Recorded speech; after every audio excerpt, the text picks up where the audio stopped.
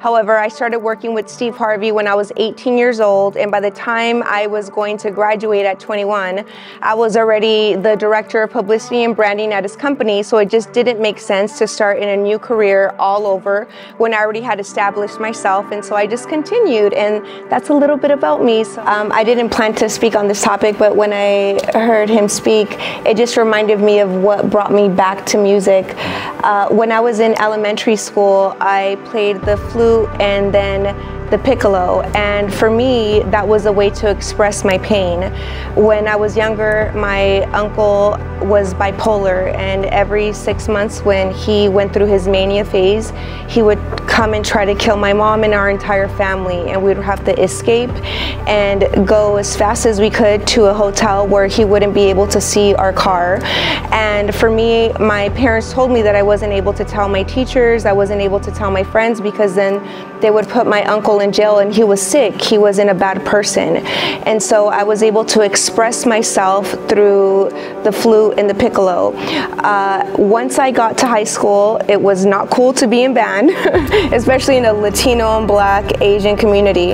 And so I started to express myself through playing volleyball. But it always calls you back. Once you love music, once you are able to express yourself in that way, and you know how other people express themselves, you always find your way back. So when I was 18 years old, Power 106, and at 18 years old, I was able to score an internship, which at that time, they had told me that there was 250 applicants, but I was like, I don't care. If I've made it through my uncle's mania, I can make it through anything. And I was the one person that was able to get that internship, and I would go 2 hours early to my internship, which means I would have to be there at 8 o'clock. I would leave 2 hours late for my internship, which means I would have to leave at 2 o'clock, and I still had to have 2 jobs, and I still had to go to college so that I could do something with my life. But somehow working in music again, and just being with the different CDs and artists, and just listening through their pain, I was like, okay, this person needs their shot at radio. And just being in that vibe again gave me that feeling of, you know what, just because I'm not going through this doesn't mean other people are not going through it. How can I give this person this break so that way they're able to get a little bit of alleviation, a little bit of joy.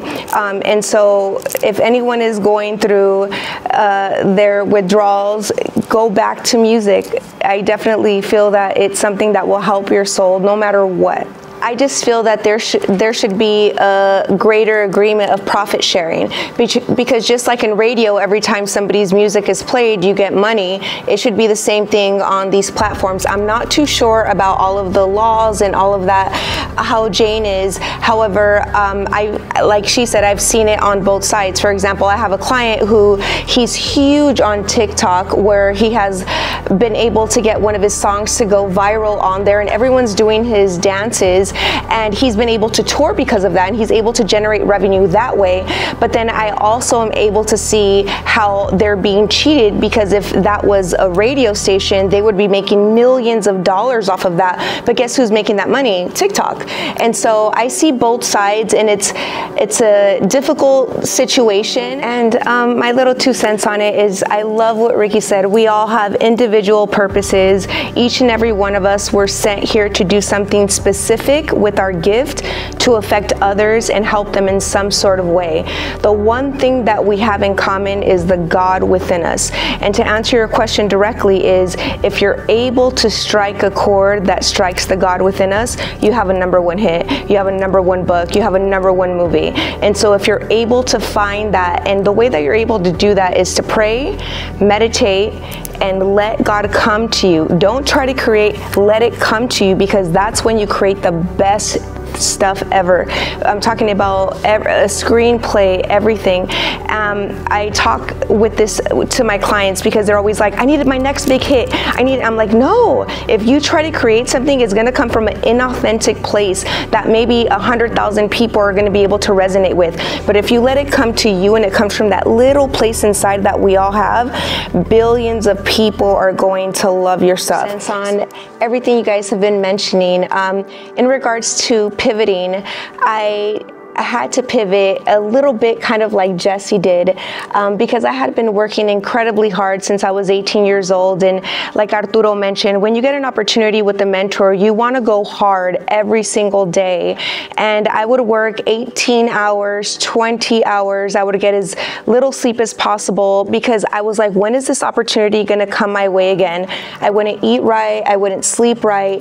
And there comes a time when you burn out. And for me, unfortunately, my body gave out. I was 25 years old. I was in an emergency room, and they had told me that they didn't know if my tumor that was the size of a grapefruit was cancerous or not. That's, for me, when it was a huge wake-up call, because when you're 25, 26, you're thinking, oh, I want to get married, I want to have children. Well, for me, that wasn't the case. And I started to fault myself because I was like, why did I go so hard? Why didn't I have something called a balance, which is something I hope you guys all hear, because that's something that we definitely need. But I also wanted to mention that when you're doing what you love, when you're doing what feeds you, it's very hard to have balance because you want to do it every single minute of your day. But I just want to encourage every single one of you guys to make sure, just like Jesse said, put your family first, put yourself first, make sure that you have time for you and that you're able to rest your body. Thank the Lord, the way that I pivoted was I was able to get my kinetic energy out in writing. And thank God I've been able to author 8 books, but that's only because I wasn't able to move my body like I was able to move it before. I was used to running award shows, running comedy shows, running TV shows, radio shows, but I couldn't do it anymore. And so I had to figure out, what can I do with all of this energy and all of this knowledge from this bed? And so I ended up writing books. But guess what happens? Just like I told you guys before, once I was able to move my body just like I am, I got back into the industry in even a bigger way, because now I had all of that time to sit, meditate, pray, talk to God, and assess, okay, how can I affect this business in such a greater way and give more people opportunities? And so in all of our lifetimes, I just want to remind all of you guys, we're all going to have to pivot at one time or another, whether we're going to have families, whether our body's going to give out, whether we're going to be called on tour, and then after that you're like, oh my God, I want to take 6 months off because I just can't do this anymore. We have to figure out a way to get that energy out in a positive way. Always make sure you surround yourself with the best people that are going to uplift you. And once again, you're always going to have to pivot. Don't think that because there's a closed door or your body gives out on you, it is never the end, because once you have a passion for music, or you're a musician, or you work in the music industry, it's always going to call you back. So just make sure that you guys remember that. Today was absolutely incredible. I just spoke at USC's Alumni Trojan Entertainment Network, and there were so many great questions, so many great panelists, and just the group of people and the vibe in here is tremendous. I'm so excited to be back at my alma mater, USC 2005 class, and I can't wait to come and speak here again. Thank you again for having me, and I can't wait to come back again.